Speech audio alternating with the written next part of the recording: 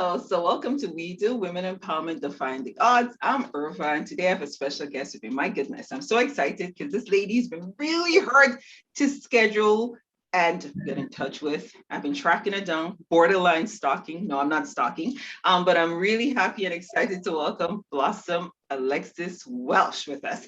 And she's from Grenada. She does a show on GBN, that's the Grenada Broadcasting Network. And Blossom, just tell us a little about yourself. Well, thank you very much, Ova. Thank you for inviting me to WeDo. It has been an interesting journey getting to this stage, but I'm happy to finally be able to do this and share my story and hopefully empower young girls and even young boys as well about my life and journalism.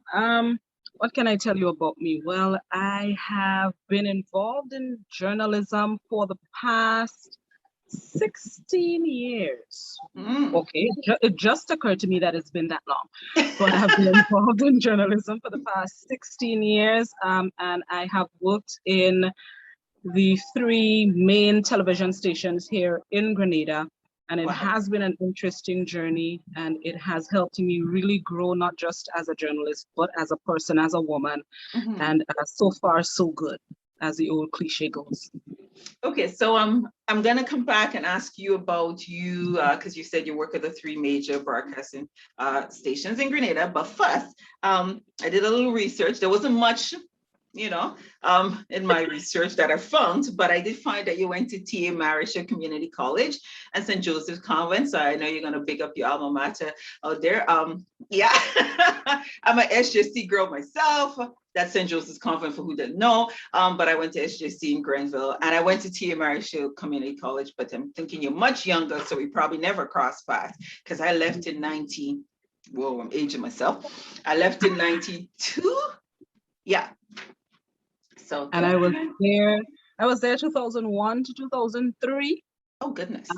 And then I just completed another tenure at TAMCC pursuing a degree in media studies. Oh, wow. I'm an associate degree in media studies. So I'm a double TAMCC student. Big up SJC St. George's all day, every day. I'm a proud convent girl to my heart. I've met so many people and friends in convent that I'm still friends with, so they will always have a place in my heart.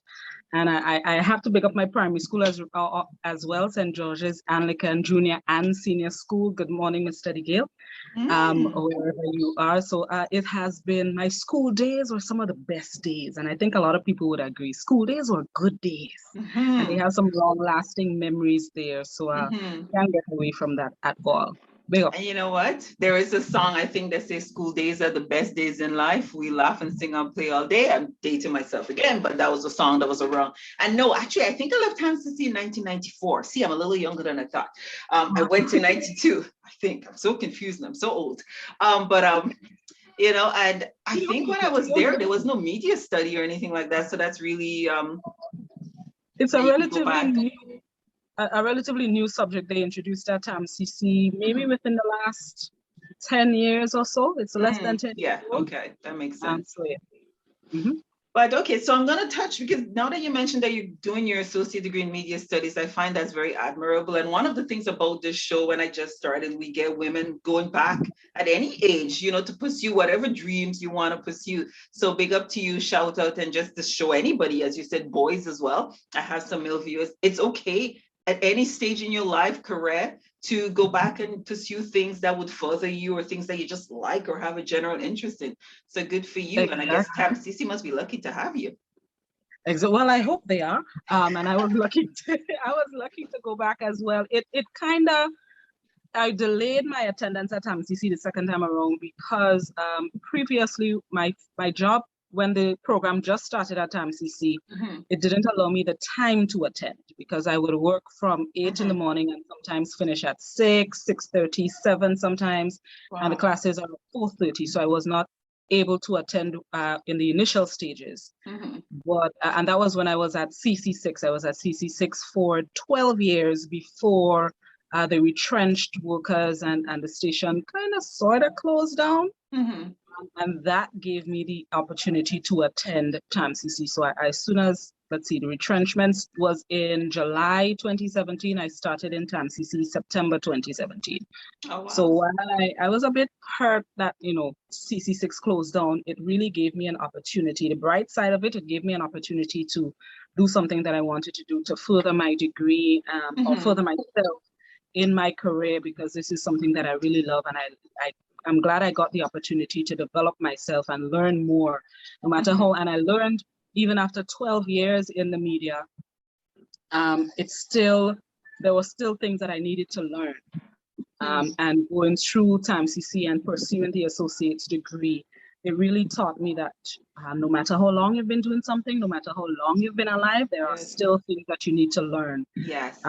That's why I agree with your statement that you're never too old to do something that you always wanted to do, to pursue something, even something away from your career path, because there's a saying, you're never too old to learn, and I fully agree with that. Just pursue it. Yes, I fully agree. And sometimes the timing is not right, like in your case, your job, because yes, when you're an adult and you're working, you have to consider all, right? You have a family and you still have to take care of. But whenever you can, use that opportunity. Don't dash your dreams aside. And I wanted to say also, because I remember when I left, was it TAMCC? Just before I came here, because I came very soon, I talked for a little bit and then I came here, but I applied. We had a religious TV station. I can't remember the name. The one that used to show the 700 Club and stuff. And I remember I applied there for a job. Media was not my thing. I mean, I did science, but I was just looking for a job. But look at this, fast forward 20 something years, I'm doing YouTube. Right? Things fall into place. It does. What is the is must is. And I'm a firm believer that no matter what, even if the road to getting there is longer than you expected, what is to is must is. I like that. What is to is must is. I like that. I mean, I know you're probably copyrighted, but give me permission to use it from time to time. What is to is must is. Okay. Okay, perfect. So, so I know you're married and you have a toddler, because I did a little bit of research, and plus in talking, I know you were trying to schedule in time, which we'll chat about too. So tell us about, you said there was a story, and I'm very interested in that story. There is a story, and this time it fits because he's asleep at the moment. So hopefully he'll let me finish before he wakes up, because he's a full-time job, as you can imagine. Oh, yes. He came into my life, let me see, and I'll try not to tear up, and this is the first time I'm speaking publicly about this. Oh, wow, I feel honored. My road to motherhood was a tough time. Oh, okay. Oh, yeah. I listen, I've been there too.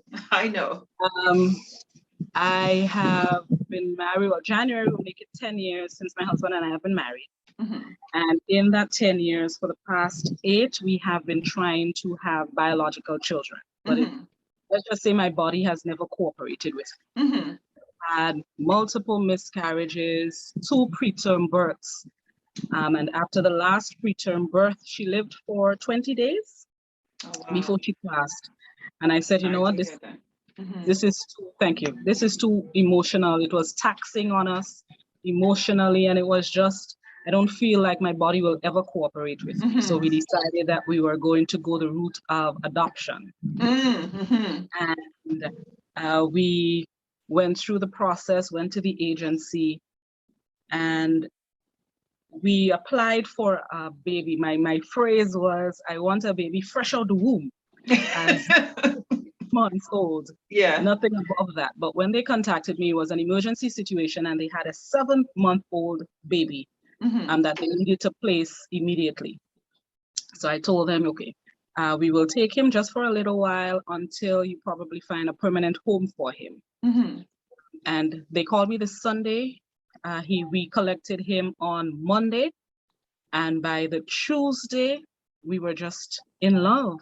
He was yours. You knew he was your baby. Amen. Yes. It just fell into place, and I keep saying this, the way that he has fit into my family, there's no other explanation but God. Amen. It's like church here. Amen.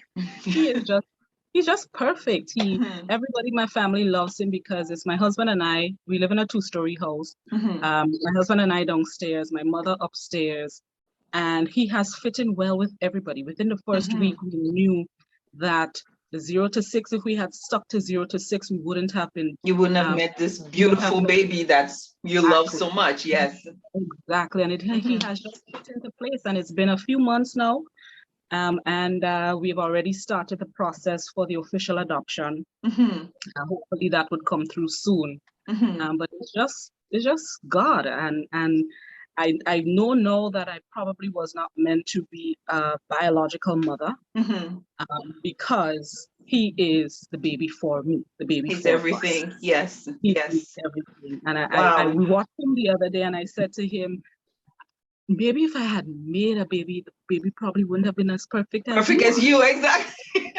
And he's watching me as though, what's she really What she's talking about? Yep. But he's just a perfect fit, and my entire family loves him. My aunts, my cousins, everybody. They no longer ask me how I'm doing; it's how he's doing. He's doing. And it's just a perfect fit, and Wow. I couldn't ask for better. Well, I'm happy, and I know it's difficult to share, you know, those like emotional stories and like that. I've struggled too, and I did a YouTube also on with a gynecologist or culture mainly, and infertility and adoption, and because I know when I was younger, these are things that it wasn't part of a culture then, not as much. Like a child would just come live with you. It was kind of taboo. It is, and so fertility problems, yeah. And even I remember we were talking about it, and I know we're a little off topic, but it's still women empowerment, where women feel, the problem is me and it affects us. And, and I know some women, their husband kind of left, but he's there, but he's not there because she can't have the baby for him. So he moved on with his life technically, but he sleeps home, and this kind of stuff. And so I'm happy though that you can publicly share this story, and thank you for debuting it on YouTube. No problem. It was heartbreaking in the beginning because I felt like if I'm a woman and if I can't bring a child biologically into the world, what really is my purpose? And I felt ashamed. I felt like I serve no purpose. But it was June. I stayed at the General Hospital twice in previous pregnancies. And then I realized that it was a popular issue more than I thought, because so many women came into the gynae ward, miscarriages, preterm births, and there were so many issues. Some women, they were almost full term, but their bodies were starting to give up. So I realized that it wasn't just Blossom. It wasn't a little bit of people. Yeah, there's a lot. Trending issue. So I feel a little bit better talking about it, because in the early days, every time I tried to think about it or talk about it, I'd bawl. But I feel like I need to start to share my story more to let women know that it's not the end all and be all. Even if you can't biologically bring a child or children into the world, there are other avenues that you could become a parent. Yes. And my adoption journey is just one of that. There are children who are praying and hoping to join loving families. Families, yes. There are children who would find love outside of the families they were born into. And you could very well be that parent, whether a mother, single parent, or married, in a relationship, engaged, or a single father, whatever the situation. There is, if motherhood, fatherhood, parenthood is the journey for you, there is a baby for you, whether it's biologically or through adoption. There's a foster care program going on if you just want to, just be that. Oh, wow. That bridge for children to find a home. Yeah. There are other ways that you can be a parent, and I think I start to feel better about sharing my journey and sharing my story, to remind women especially that it's not the end all and be all. No.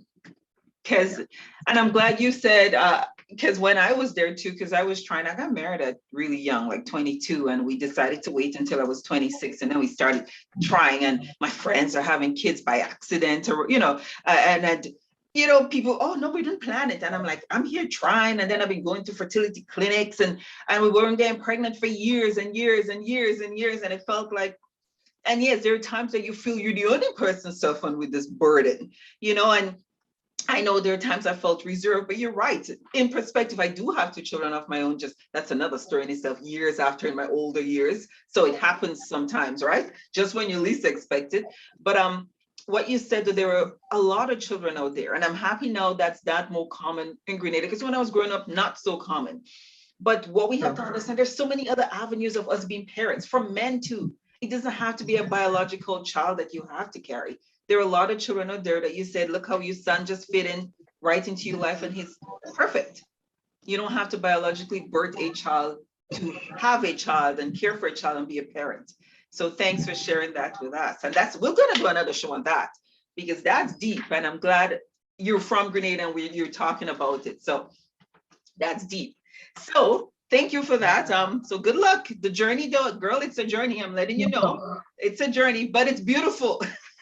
So, it is. Listen, it's a joy watching him grow. It is that there are times that, I know about parents, I hear parents talking sometimes, and not to, belittle or put down this, and man, I wish I can bring kids back. There are times as a parent, you were like, man, these children, wow, they're really, you just don't want to use words to express what, but you just, man, you just kind of got to go, boy, God, thank you. I love them so much. So, it does bring a lot of patience. I'm letting you know. Keep loving him so much still though, right? So Amen. So anyway, so back to let's talk a little. So thanks for telling us about your toddler. So now how do you balance that? You have a toddler that needs you. You didn't have the time to prepare yourself month by month, easing yourself into this role, because if you're a biological mother, first month you're not sleeping, next month you just you're not sleeping. Now you got to balance work, radio program, babies crying, bottle feeding. How do you balance it all? It's easier because of the time of day that I work. Because I go to work for 5:30, 6 o'clock in the morning, and I usually finish at around 10. Okay. Depending on how the day goes, I may have to go until 12. But usually at around 12:30, 1 o'clock, I'm already back home, and I get to spend the rest of the day being a mother, being a wife, being a daughter. Okay.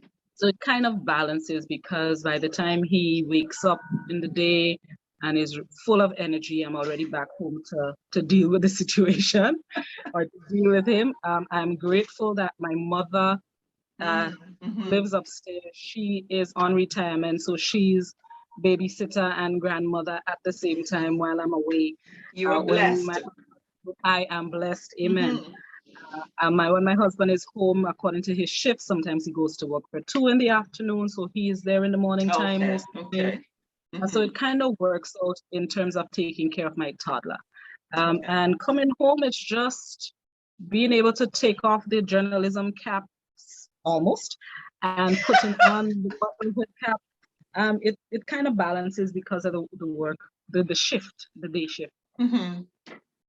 But now, for the past week or so, I have been on what I call the afternoon shift, evening shift, to read the evening news on GBN.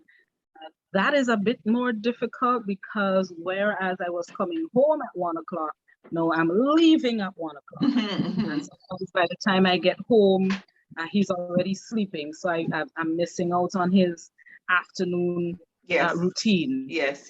But that kind of makes up for it. Now I get to participate in his morning routine. So you get a taste of everything now. Exactly. Being able to adjust according to how the day goes. It's been pretty easy to balance. And I think it's easier because in most cases, parents have an 8 to 4 job, which takes up most of the wake-up hours. But I have been blessed enough to be able to share the time of day that I work. Perfect. So, and you use some keywords there. I'm happy that now you're able to share his afternoon routine. So you got your whole day, right? You got his morning and afternoon, and you said it's adjustment and balance. And I think that's 2 good words we're gonna park here: adjusting and balancing things, right? And partially taking off your journalism hat. So I saw something. Oh, and you mentioned the evening news, and I thought that was hilarious. So I'll say it because I saw one of your someone wrote, please keep doing the evening news. So clearly you're very good. I haven't caught the evening news, so you're doing a good job on the evening or the afternoon news. Thank you. It's just returning to my returning to my roots, because when I started in journalism in 2005, I started out reading the news and being a reporter. And it was only in the past, 4 years that I transitioned into radio. So now reading the evening news is kind of like going back to my where roots you were. I started. So it's just moving with the tide. Perfect. So you said 2005, I believe. So from high school, did you go straight into journalism? Like, what led you there? Were you always a talker? Were you always? It's a kind of, I call it a happenstance, how I got into journalism. So after convent, I went to TAMCC, and then I started after TAMCC, I went to a call center. I was at a call center from the beginning of 2004 until Hurricane Ivan. Hurricane Ivan, like everything, destroyed most of the things in its path, including where I worked at the time.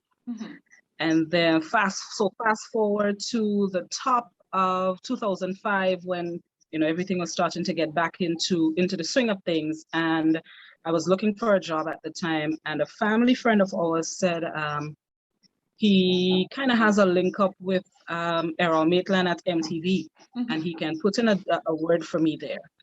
At the time, I was like, I know nothing about working in the media. What is this? But okay, well, let's see what happens. It'll block a hole until I find something that I love. Yeah. So I started at MTV on February 8th, 2005, and I knew nothing about the media.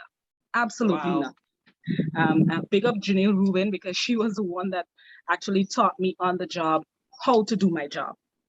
Writing the stories, going to assignments, and coming back and putting it together.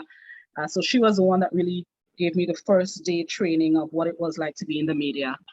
And then about a week of writing reports, the manager at MTV at the time said, okay, why not try reading the news? I was like, no, I'm a very shy person. I'm a stick behind the scenes.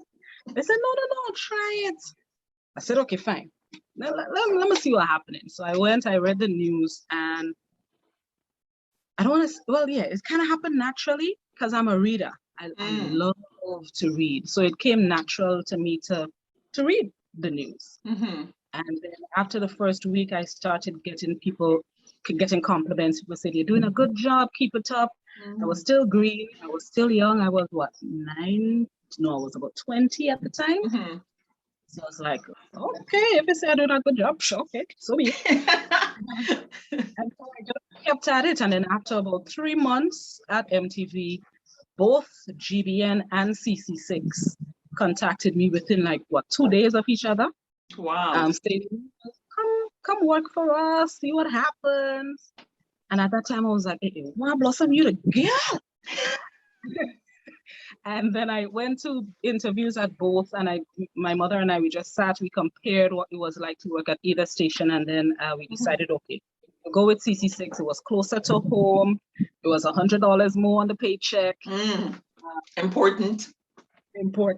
And it was kind of easy for me to move on from MTV because the salaries that both GBN and CC6 were offering at the time were double what I was getting. What you were making, yeah. So that part was easy. I knew I had to move on. So I just needed to decide where to move on to. So I started at CC6 in June, I believe it was, 2005. And I stayed there for 12 years until retrenchment in 2017. Wow. Wow. And then about a month after the retrenchment, GBN called me to fill in the spot for one of the reporters who were going off for about a month. So I said, okay. And I started at GBN September 2017, and the rest is history. Wow. Yeah. So I want to put it out there. You don't have to, and I'm not saying don't go study for what you need to study for. If you have a dream and a passion and you love it, and the course is offered in university or you're that age, go study it. However, what we're trying to say is that sometimes circumstances land you in places And it's a Exactly. great opportunity that you didn't even know existed. So do your Exactly. best when you're in that place. Because funny enough, I never knew in the back of my head that journalism, media was something that I wanted to do. Like I said, I'm a reader. So in school, I was always the first to put up my hand when the teacher wanted somebody read a passage, or during reading class, they would say, okay, take this student and go with them and help them to read. I jumped at the opportunity. This reading is, I got it from my mother. So I read everything. I read labels, I read signs on doors. And I think that has helped me be the journalist that I am, because it helps me be observant. I see things and I read things that some people may miss. And it helps me be fluent when I read the news, whether it's reporting or news itself. But it wasn't something that in the back of my head I wanted to do. When I was younger, mommy would bring home newspapers and I would sit on the kitchen table and read the newspaper like I was reading the news. Wow. I grew up watching Leslie and Johnson and K. Julian Gutu, and it never occurred to me that media is something that I wanted to do. It's just something that I love, and it has come full circle. Know that I'm actually reading the news. It just wasn't in the back of my head. Wow. So for all your readers out there, just saying, I'm not a reader, but for all your readers out there, I'm just saying, you might be in the next few years somewhere at a television station. Might be putting up yourself for your future, exactly. Exactly. So, but props to your mom. You know, you say your mom was a reader, so that's a good role model for you. So it's also good to have role models. She's my sister and my best friend, my everything. I'm blessed to have the mother that I have. Wow. So that would lead me, because you mentioned mother. Is Blossom your real name? Yes, it is. Wow. My aunt gave me that name. She read it in a book, and she gave me the name. Mommy said, "Okay, we'll go with it." And that's my real name. You know what? I think it fits your personality. It does. Well, you ever heard that before? I've heard so, and I believe that your name influences who you are. Actually, it does. It does. I think so too. I don't know what mine's really, but yours definitely. But yes, yours definitely do. You have a very bubbly personality. I can't see the shyness yet, but you know, but you said you were shy. Okay, hold on. I'm gonna throw in some humor here, because I read some things on your post, and this one is old, July 1st, 2019. I think you were reflecting on your life or something, and you said it was something about a sad day, because I think someone sucked your Callie mango. So I don't know what's a Callie mango. So tell us, and do you really like that mango? I love Callie mango. Callie mango, it's just a type of mango, but it's I don't know how to describe it. It's different. It's special. Especially a stale. A lot of people know what I'm speaking about. A stale Callie mango, not fresh off the tree. Like it has to be picked, and maybe like a week after it was picked, a week and a half, when it gets sweeter and juicier, and it has thread in it, and I could sit down and suck like a bucket of Callie mango. It's not healthy, but I can. It's okay, mango, natural sugar. Natural sugar. Clearly, you're saying Callie, and I'm wondering if we call it starchy in Grenada, where I'm from. It's a little, is it a little yellow mango with that gets? No, okay. No, starchy. We call it starchy as well. Callie, I don't know how to describe it. Have another name for Callie. What's the next name for Callie again? I can't remember. Was it long? Mango long? Is it the long mango? Green one? Well, if it has threads, maybe long. It has thread in it. I don't know how to describe it except to tell you that is the best mango ever. I don't know how to describe it. Okay, well, I don't like mango long, but I believe you on the Callie. But I do like green mango long, not ripe one. But I like Ceylon. Ceylon is nice, but I like mango with juice and thread. I want to see mango juice running down my elbow. I have to be careful where, like, I can't suck Callie mango in public. I have to suck it at home. Your teeth, your hand, everything. Yeah. Public sucking is for Ceylon. We have to slice and chew nicely.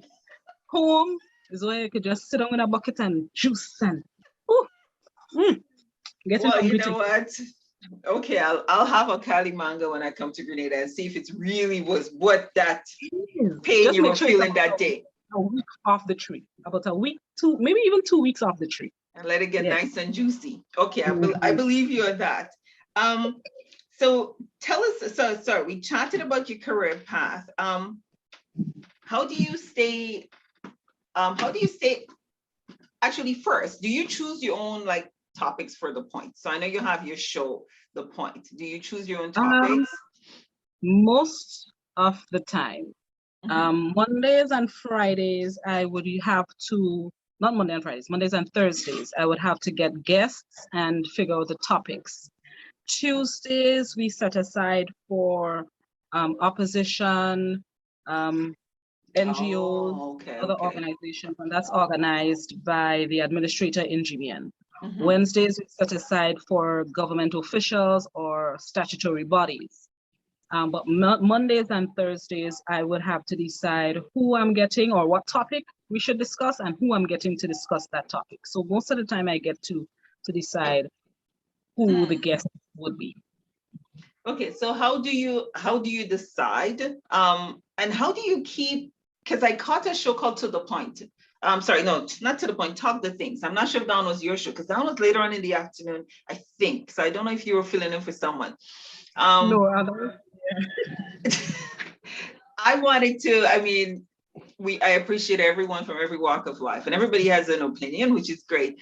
Sometimes you do want to chuckle, sometimes you want to cry, sometimes you want to cringe, sometimes you're really excited. How do you maintain your professionalism, keep a straight face, and respond and say next?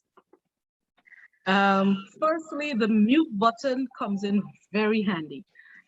So I would use it when the guest is probably talking, so that sometimes I reflexes, I would respond to something, but because of the mute button, the viewers and listeners may not hear it, and it may not always be appropriate. So first and foremost, the mute button is my best friend. Thank God for mute.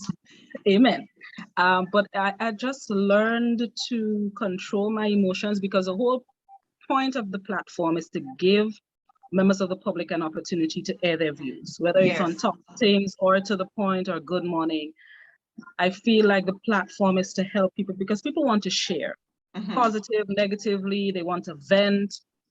So the opportunity is there for you. And I feel like I would not encourage that kind of participation if they realize that I'm not pleased or if I'm too pleased.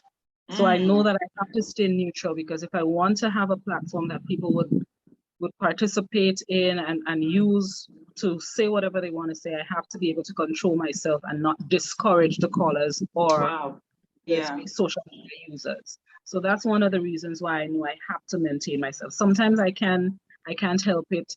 They would say something that would make me laugh and giggle and chuckle. So I really can't. I try to control myself, but sometimes they say things so out of the way. But I really feel like my strong reactions, especially negatively, would discourage callers, and that's not what I wanted. Oh, wow. So that's and it's funny because sometimes the strong reactions when they're negative are the ones that really want to come out, because they're so far from what you are as a person. But it's good that you learn how to control that. And you made a good point. It's a show for everybody to share their opinion and their views. So it's not about your view, it's about the public's view. I'm just the moderator. I'm the vehicle that helps you get to where you want to get, or to share where you want to what you want to share. This is not Blossom's point. This is not Good Morning Blossom. It's for Grenadians, people regionally, internationally, to share whatever they want to share, and that's what I try to do when I sit in the chair. Great, because in my listening, I hear, hey, it's cousin so-and-so Blossom, it's me. And you're like, yes, Auntie Jen, cousin so-and-so. So what do you want to say? Like. To be honest, sometimes if I see them in the street, I may not know who they are. There are regular callers on the program, and I don't know what they look like, but I know them by name, I know them by voice. And it's just part of the job. Being in that chair for 2 years, you become kind of familiar with the people who call regularly. Wow. And there are people, sometimes even when I'm finished with the show, that some people would call just to chat. Wow. So it's kind of like being able to welcome and accept everybody and be friendly with everybody. And it's not I don't have to put on, because that's just who I am. I'm bubbly. I'm all, well, most of the time anyway, happy and like to giggle and laugh and friendly. That's so. I guess that's part of the appeal for viewers and listeners. So now, and you said, you have friends that you don't need, like viewers talk to, you know them by voice. So I'm gonna ask you a question. When you're out on the street now, do you feel like you're a celebrity? Because people recognize you, I'm sure. Sure. So do you feel like hey, Blossom, what does it do to you? I mean, I'm gonna use the word ego. Does it change who you are? Do you feel important? Do you feel like you're impacting the world? I feel like I'm impacting the world. I remember when I just started in the media, I went to an assignment at a primary school. I can't remember which one it was. And there was this little girl, and she was watching, she kept watching me, and I could see her in my peripheral view. I could see her watching me. She tap her friend and she points me, and I'm watching on the side of my eye. And I did my assignment, and we were about to leave, and she the friend, and about 4 other boys and girls came up to me. She was like, Miss, you're Blossom Alexis. You're Blossom Alexis at the time. I was like, yeah. She said, Miss, I was watching on the news and I want to be a news reporter too. And that's when it clicked to me. And this was maybe about a year. And that's when it clicked to me that there are actually children paying attention. And that's when it clicked to me, okay, Blossom, you need to be careful of what you do, how you say it, what you do, and be yourself, but be mindful. So fast forwarding to today, yes, I kind of feel like a celebrity, but not really, because people would hail me up and I would wave back and I would smile back. But it's not because I know they recognize me, but it's just who I am. Because there are people who would recognize me from TV, but then there are people who know me since I was a baby, whether it's through my family or always fans hailing me up. And I think that has helped me stay grounded. Because Blossom, if you ask me, Blossom wild. Blossom half crazy and half not fully crazy. I like to giggle, I like to grin, I'm friendly. So no matter where you know me from, I'll wave and I'll smile. So it doesn't really change who I am. I'm just mindful that there are certain things that I can and can't do publicly. Like even my social media page, there are things that I would think, I wonder if I could post this, boy. But then I wouldn't, because you never know. And it may not just be children, it could be the pastor in the church. I'm friends with the Prime Minister on Facebook. So you always have to be mindful of what you're saying and how you're saying it. I'm friends with my mother and my father on Facebook, so I can't really, be outlandish like some people. But I just know that I have to be mindful of who I am while staying true to who I am. Okay. So I like that you said you have to be mindful of who you are while staying true to who you are. So you mentioned in one of the stories that you gave that when you were at school, at a school, that a little girl recognized you. And I'm happy that you talked about that, because even with myself too, now that I do YouTube, I'm not a media person, I'm not a journalist or anything like that. But now I'm kind of aware that things you put out there, people are looking at you, and you are in the media. So little girls are looking at you, adults, children especially, and you have to be quite aware. I know you said, your dad looks at you, your Facebook, your mom, and all this stuff like that. So I'm glad that you recognize you have to be aware of what you put out, the vibes, the things. And you might be surprised, but your opinion, because you are a celebrity, your opinion matters. So do you find that sometimes you have to keep your opinions to yourself in certain subject matters?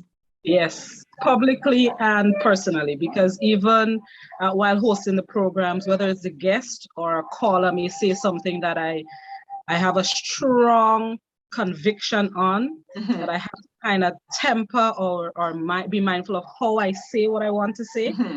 One, so that I won't offend, and 2, that it won't discourage them from coming back or calling back.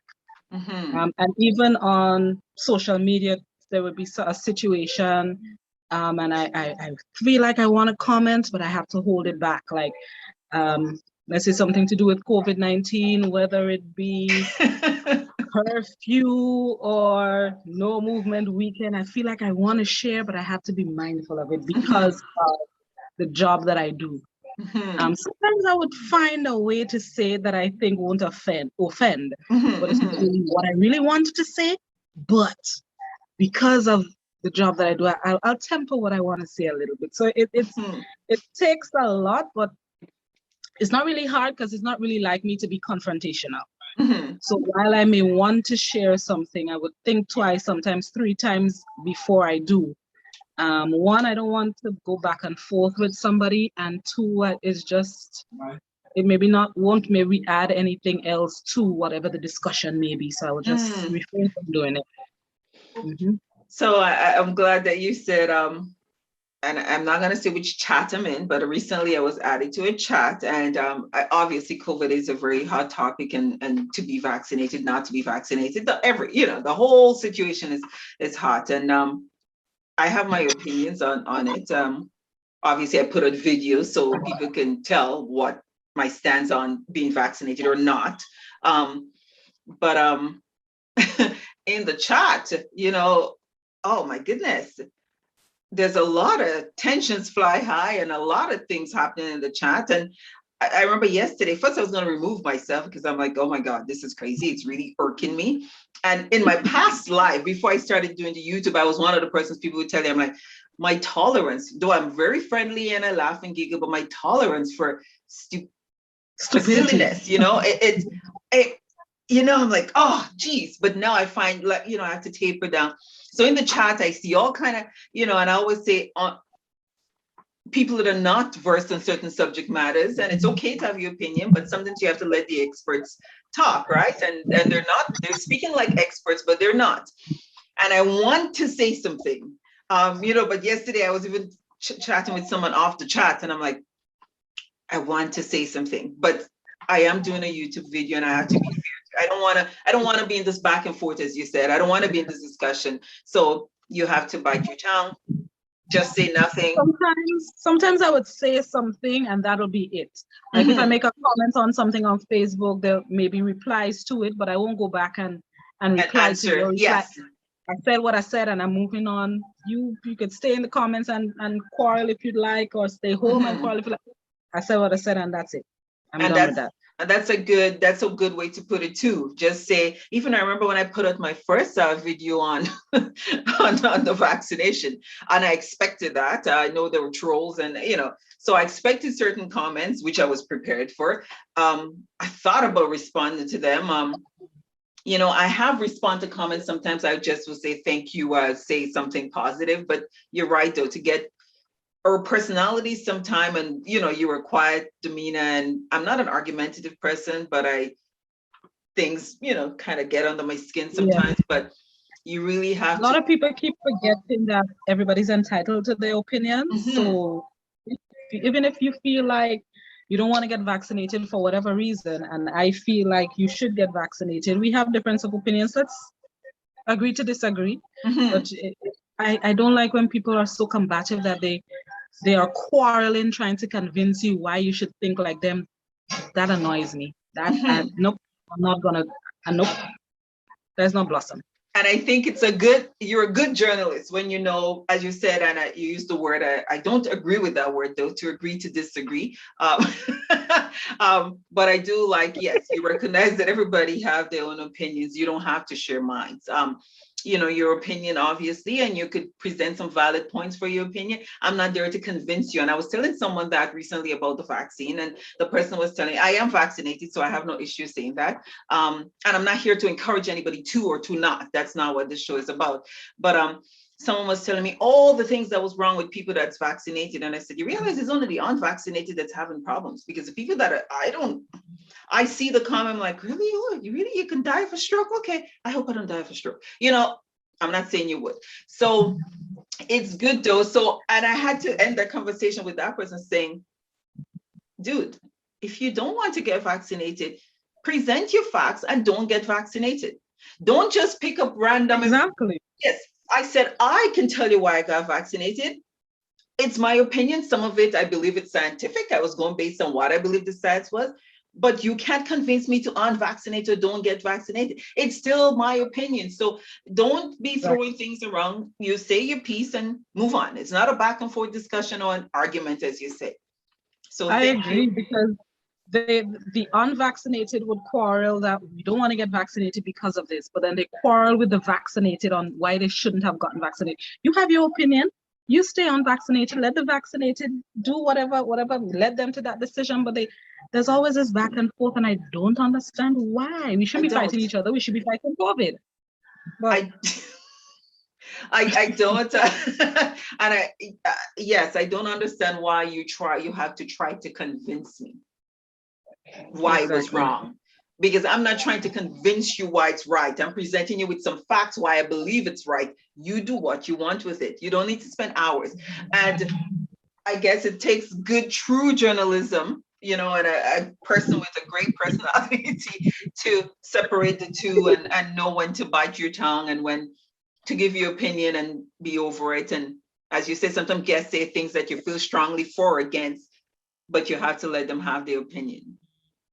Exactly. And I feel like my job is to share information, because recently there was somebody that called and she was asking questions about basically why she should get vaccinated. And I explained to her the information that I had, and there were people in the comments on Facebook saying the information that I have is incorrect and I shouldn't share it with her. And I'm like, this is the information that I have. She asked a question, I answered. I'm not telling her to get vaccinated. I'm not telling her to stay unvaccinated. She asked a question, I answered, and that's about it. But because they have their beliefs, whichever side of the fence they're on, they feel like I shouldn't share information to the contrary.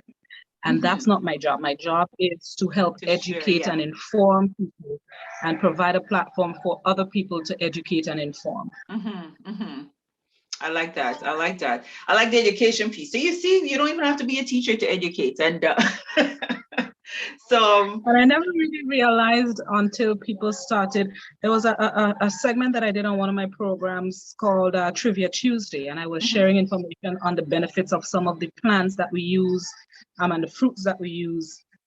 And then somebody met me in the supermarket and said, you did a segment on pak choi, and look, I'm running and buy pak choi now because I never knew it was so beneficial. And in my head, I was like, that was just a fun segment, but okay, if you're using the information for good, you go, girl. So you see? Sometimes I do things and I don't really check how influential it can be on the viewers and the listeners. But I'm always happy when I see that it's having a positive influence on people. And that's part of why I love it.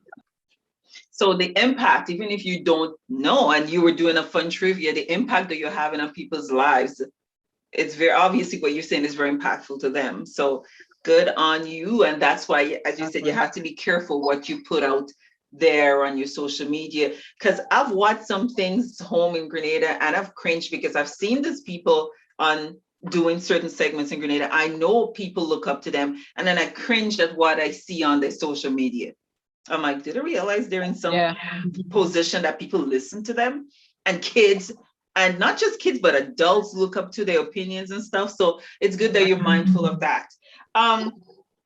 Anything else you want to share? You're a celebrity, you're a mom, you're, you land yourself in this job, but you're very good at it. People love you. Anything else you want to share? Your career path is, not the norm for media. I just want to share with people to balance, the importance of balance, personal and professional life. Sometimes it's easy for us to get caught up in our day-to-day jobs, the jobs that pay the bills. We mind the business that pays us, but we never sometimes mind the business that loves us, which is family and home life. I'm big on family. Anybody who knows me and knows my family know how tight-knit we are, and I wouldn't have it any other way.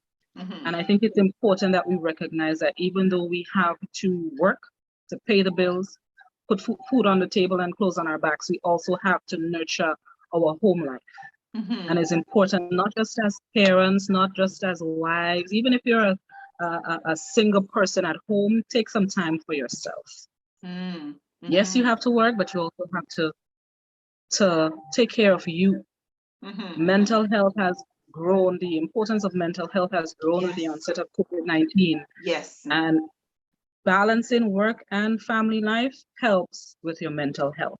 Sometimes you just need to break away. And as a journalist, you can get caught up in the everyday happenings, because even though I'm home now and family, there are still things happening that you want to follow, and there are news stories. I have a whole heap of news sites on my Facebook feed. So once I'm scrolling, I'm seeing news stories. And it's easy to get caught up in what's happening at home and abroad. But sometimes you just have to take a break and love on you and love on the family. And even if you're home alone, send a message to a loved one and just ensure you have that balance. It helps you with work.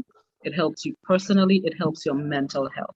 So I just want to encourage everybody, mothers, wives, husbands, brothers, sisters, children, if you're watching, to just have some balance in your life. Concentrate on work, but concentrate on home. And that's one of the things that I really want to encourage us to do, to spend time with the people who we love, especially in these COVIDious times.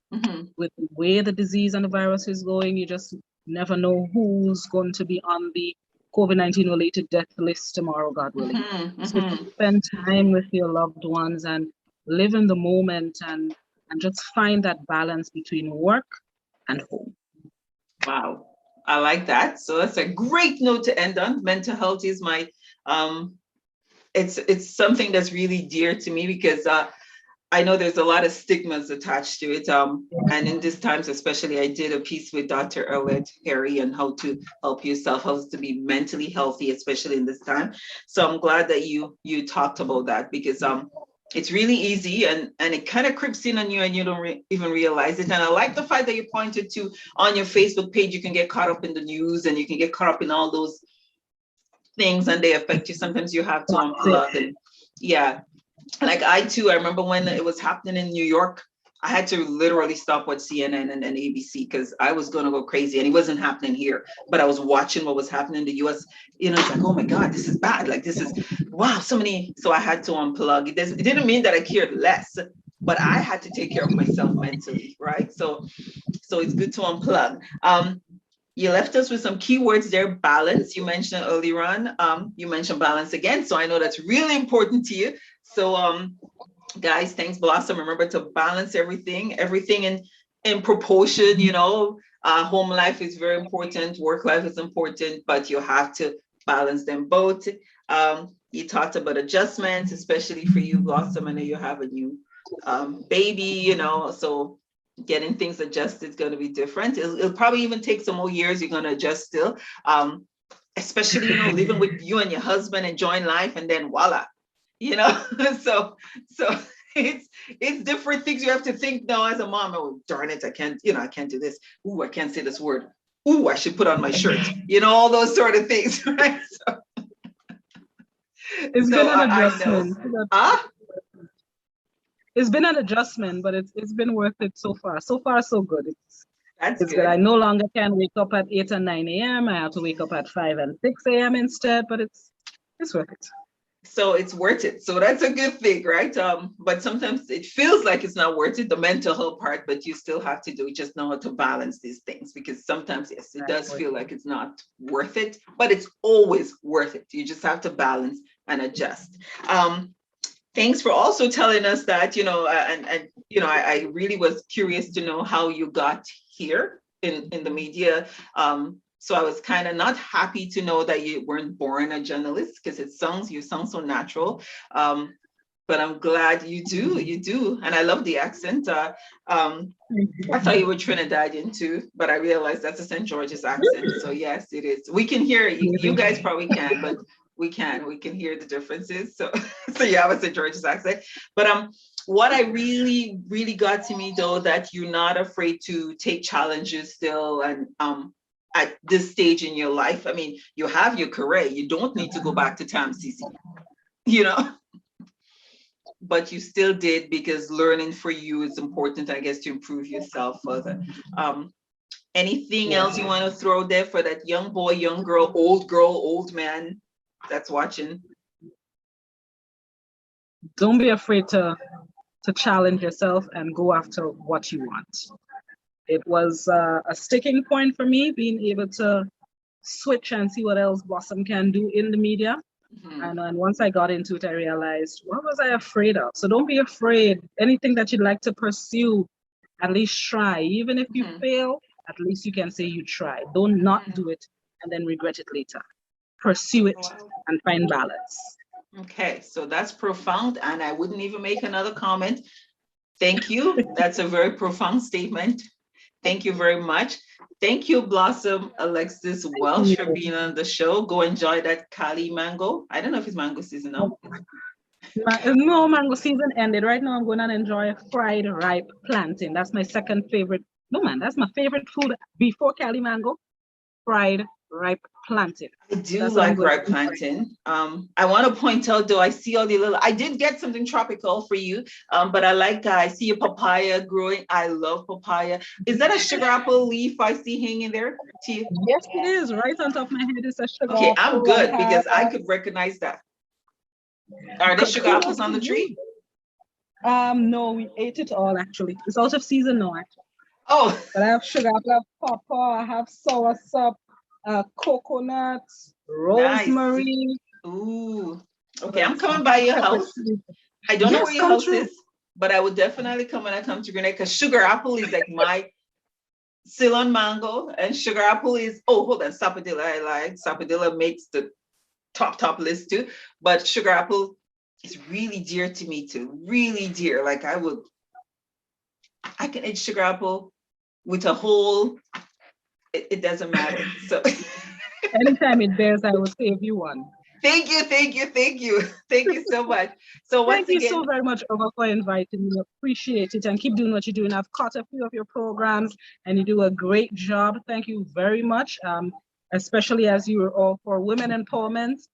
Bless up your whole self and keep doing what you're doing. Congratulations. I love it. Thank you. And you keep doing what you're doing. I do catch your show from time to time. Sometimes I laugh. Sometimes I want to cry. Sometimes I think you're hilarious. Keep doing what you're doing. I know Grenadians appreciate it. I appreciate it too. Thank you so much for coming on the show. I know you're busy. Good luck with your journey, your new part of your life that you started with your family. So good luck with that. All right. Thank you very much, Irva. Appreciate the invite. Enjoy the rest of your day. Thank you very much to all the viewers for tuning in. Appreciate each and every one of you. Thank you very much. Perfect. Remember to subscribe. Remember to like. Remember to pass it to a friend. And stay blessed and empowered. Bye. Bye.